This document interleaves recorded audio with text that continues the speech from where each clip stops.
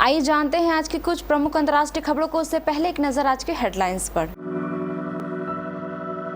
TMC मंत्री ज्योतिप्रिय मलिक कई ठिकानों पर ईडी की छापेमारी के बाद गिरफ्तार, राशन घोटाले का है आरोप। राजस्थान कांग्रेस ने जारी की उम्मीदवारों की तीसरी लिस्ट, जाने कहां-कहां उतारे कैंडिडेट। आयोग ने प्रियंका गांधी को भेजा नोटिस, पीएम मोदी को लेकर किया था ये दावा। राजस्थान में आम आदमी पार्टी ने जारी की पहली लिस्ट, जाने किन सीटों पर उतारे उम्मीदवार। रामलला की प्राण प्रतिष्ठा और विशेष रामलीला का आयोजन 15 से 22 जनवरी तक रामकथा पार्क में होगा मंचन। अरनिया सेक्टर में पाकिस्तान की तरफ से ताबड़तोड़ फायरिंग, मोर्टार हमले में एक जवान घायल। गाजा में इजराइल ने बमबारी नहीं रोकी तो इसकी आग में अमेरिका भी नहीं बचेगा, ईरान की धमकी। ईरान समर्थित आतंकी संगठन IRGS के खिलाफ अमेरिका ने सीरिया में की एयर स्ट्राइक, हमास के दोस्तों पर चुन चुन कर वार।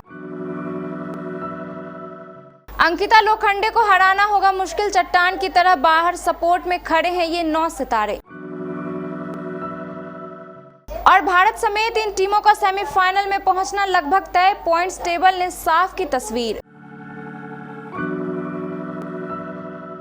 पश्चिम बंगाल सरकार में मंत्री ज्योतिप्रिय मलिक को ईडी ने कथित राशन घोटाले मामले में गिरफ्तार कर लिया है। मालिक बंगाल की ममता बनर्जी सरकार में वन मंत्री हैं। इससे पहले गुरुवार तड़के ही ईडी ने उनके आवास पर छापेमारी की थी। यह छापेमारी कथित राशन घोटाले से जुड़ी है, जिसकी जांच ईडी कर रही है। ज्योतिप्रिय मलिक वन मंत्री बनने से पहले खाद्य मंत्री का कार्यभार संभाल रहे थे।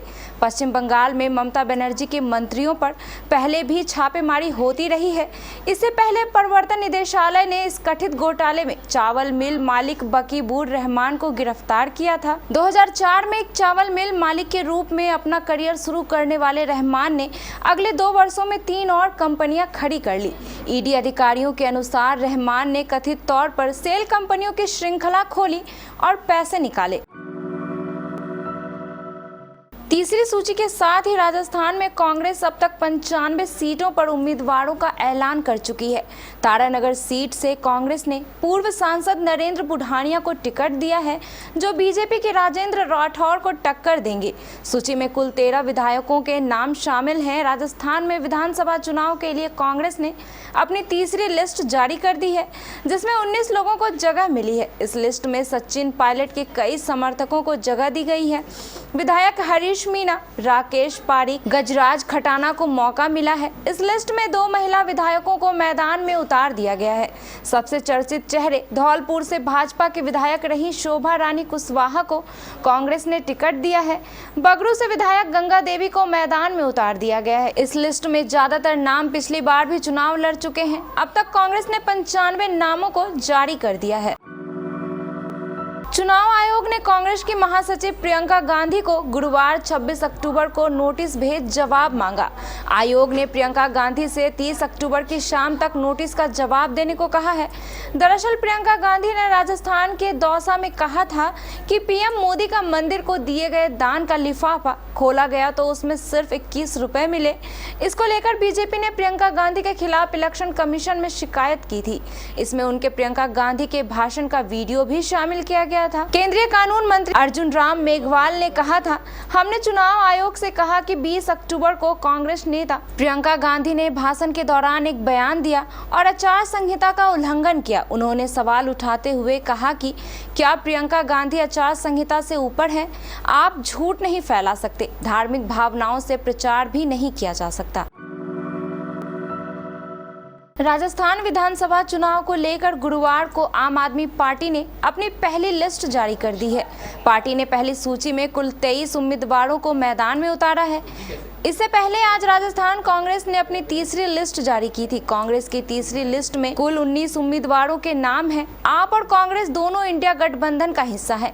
राजस्थान में 23 नवंबर को विधानसभा का चुनाव होना था, जिसे बढ़ाकर 25 नवंबर कर दिया गया, क्योंकि 23 नवंबर को बड़ी संख्या में होने वाली शादियों के चलते चुनाव की तारीख बदली गई। कई संगठनों ने इसकी मांग की थी। राम मंदिर में रामलला की प्राण प्रतिष्ठा का उत्सव 15 जनवरी 2024 से शुरू हो जाएगा। इस दौरान बड़ी संख्या में लोगों के अयोध्या आने की उम्मीद है। इस दौरान रामलीला का आयोजन 4 बजे से 8 बजे तक राम कथा पार्क में किया जाएगा। अयोध्या में होने वाली रामलीला विश्व की सबसे बड़ी रामलीला है, जिसे इस बार 32 करोड़ से ज्यादा लोगों ने यूट्यूब और दूरदर्शन के माध्यम से देखा है। अयोध्या की रामलीला के अध्यक्ष सुभाष मलिक जी ने जानकारी दी है कि भगवान राम का भविष्य मंदिर उनके भक्तों के लिए खुल जाएगा, जिसका उद्घाटन प्रधानमंत्री नरेंद्र मोदी करेंगे। इस अवसर पर रामलीला का आयोजन कर अयोध्या को उत्सवमय बनाने की तैयारी है। उन्होंने आगे बताया कि अभिनेत्री भाग्यश्री सीता के रूप में नजर आएंगी, वहीं अभिनेता और सांसद रवि किशन लक्ष्मण की भूमिका निभाएंगे। मनोज तिवारी अंगद, गजेंद्र चौहान परशुराम की भूमिका में नजर आएंगे। गुरुवार देर शाम करीब 8 बजे पाकिस्तानी रेंजर्स की तरफ से अचानक फायरिंग कर दी गई। इसके बाद मोर्टार से भी हमला किया गया। इसके बाद बीएसएफ ने भी जवाबी फायरिंग शुरू कर दी। अरनिया सेक्टर में बॉर्डर से सटे इलाके में रहने वाले लोगों को सेना ने घरों के भीतर की रहने की सलाह दी है। जम्मू कश्मीर में पाकिस्तान ने एक बार फिर सीज फायरिंग का उल्लंघन किया है। करीब 2.5 साल बाद पाकिस्तान द्वारा सीमा पार से फायरिंग की गई है। जम्मू के अरनिया सेक्टर में पाकिस्तान की तरफ से ताबड़तोड़ फायरिंग की जा रही है। इस दौरान बीएसएफ के ऊपर मोर्टार अटैक भी हुआ है, हालांकि वह दीवार में जाकर घुस गया। सेना भी इस हमले का मुंहतोड़ जवाब दे रही है। इस हमले में एक जवान घायल हुआ है। पाकिस्तान की तरफ से हो रही फायरिंग का वीडियो भी सामने आया है। बताया जा रहा है कि गुरुवार देर शाम करीब 8 बजे पाकिस्तानी रेंजर्स की तरफ से अचानक फायरिंग कर दी गई। इसके बाद मोर्टार से भी हमला किया गया। इसके बाद बीएसएफ ने जवाबी फायरिंग शुरू कर दी। आर्निया सेक्टर में बॉर्डर से सटे इलाकों में रहने वाले लोगों को सेना ने घरों के भीतर ही रहने की सलाह दी है। ईरान के विदेश मंत्री हुसैन अमीर अब्दुल्लाहियान ने कहा है कि अगर इजरायली सरकार गाजा में फिलिस्तीनियों के नरसंहार को जारी रखेगी तो इसकी आग से अमेरिका भी नहीं बचेगा। अमेरिका शांति और सुरक्षा के लिए काम करे ना करे कि लोगों को जंग की आग में झोंकने के लिए इजराइल और हमास की जंग शुरू हुए 20 से अधिक दिन हो गए हैं। दोनों तरफ से जंग में भारी तबाही हुई है। दुनिया 2 खेमों में बंट चुकी है। अमेरिका खुले तौर पर इस जंग में हमास के खिलाफ इजराइल का समर्थन कर रहा है। ऐसे में ईरान ने एक बार फिर अमेरिका को चेतावनी दी है।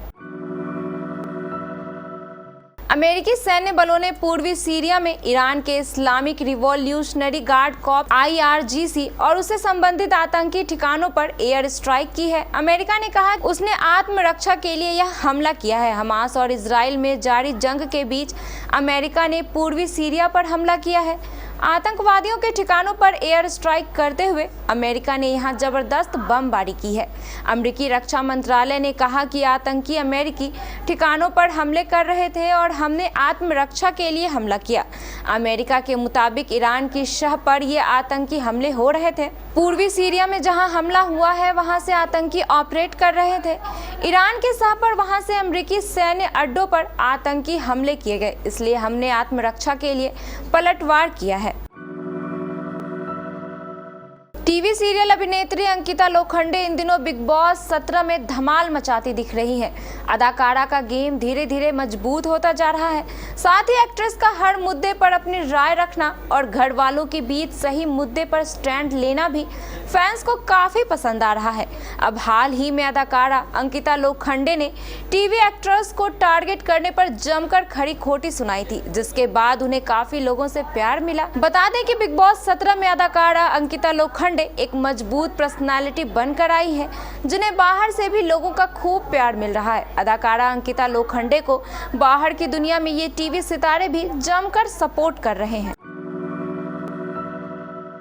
विश्व कप 2023 की 8 टीमें 5-5 मैच खेल चुकी है। टीम इंडिया फिलहाल पॉइंट्स टेबल में टॉप पर है। पॉइंट्स टेबल की स्थिति को देखें तो इसमें सेमीफाइनल की स्थिति लगभग साफ नजर आती है। भारत के पास सबसे ज्यादा पॉइंट्स हैं और उसका सेमीफाइनल में जाना लगभग तय है।